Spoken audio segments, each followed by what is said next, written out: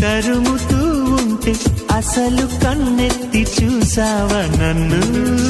మరి నీ ముందే తిరుగుతూ ఉంటే ఎప్పుడు పన్నెత్తి పిలిచావా నన్ను? రోజు ఇలా ఈ గాలిలా నీ చెవిని తాకేది నేనేగా. మామూలుగా మాట్లాడక ఈ గాలి గోలికి చిత్రంగా. కలుసుకో త్వరగా కలలు నిజమవగా.